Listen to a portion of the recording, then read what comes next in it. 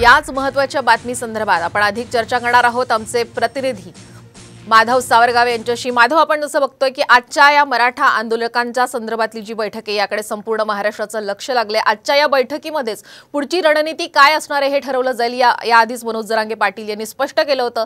या बैठकीला कधीपर्यंत सुरुवात होणार आहे, कशा पद्धतीची तयारी झाली आहे आणि काय आजच्या या बैठकीमध्ये कोणकोणते मुद्दे चर्चेला येऊ शकतात, सविस्तर सांगाल?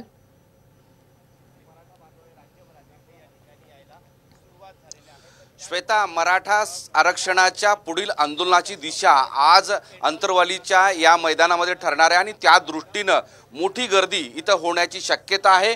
कारण राज्यभरातील 4 टप्पे ज्यावेळेस मनोज जरांगे पाटील यांनी केले होते त्या दरम्यान राज्यातल्या वेगवेगळ्या भागामध्ये त्यांच्या मेळाव्याला, त्यांच्या सत्काराला, त्यांच्या सभांना मोठी गर्दी झाली होती आणि त्या सगळ्या ठिकाणी जे आयोजक होते, समन्वयक होते, ते सगळे इथं दाखल होत आहेत। सोबतच मराठा समाजातील तज्ञ व्यक्ती, डॉक्टर, वकील, प्राध्यापक आणि वेगवेगळ्या क्षेत्रातले तज्ञ या बैठकीला उपस्थित राहणार आहेत।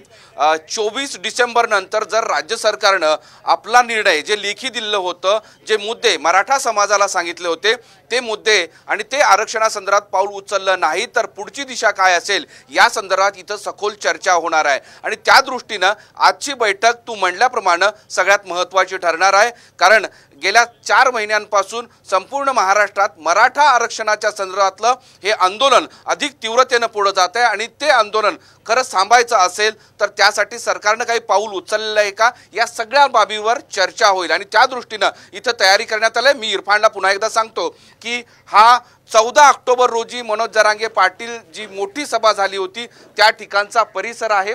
या ठिकाणी अखंड मराठा समाजाची बांधवाची राज्यव्यापी बैठक म्हणून इथं बोलावलेली आहे, त्यासाठीची ही तयारी करण्यात आलेली आहे।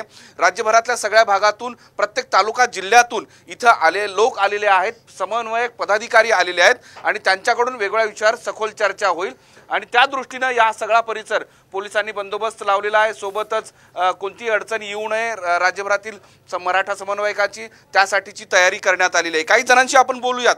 कुठून आलात दादा?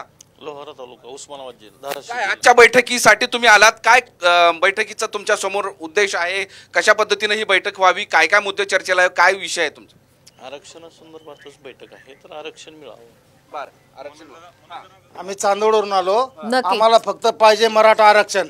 एक माजी सैनिक ह्या नात्याने मी सांगतो, आज तुम्ही बैठकीला आला आहात का? बैठकीला चर्चा करणारच ना? काय मुद्दे चर्चा करणारच, परंतु पाटलांनी सांगितलेलं आहे की आज याच्यानंतर, या तारखेच्या नंतर, 24 तारखेनंतर निर्णय होत नाही त्यावर शांतता। ही निर्णायक बैठक आहे।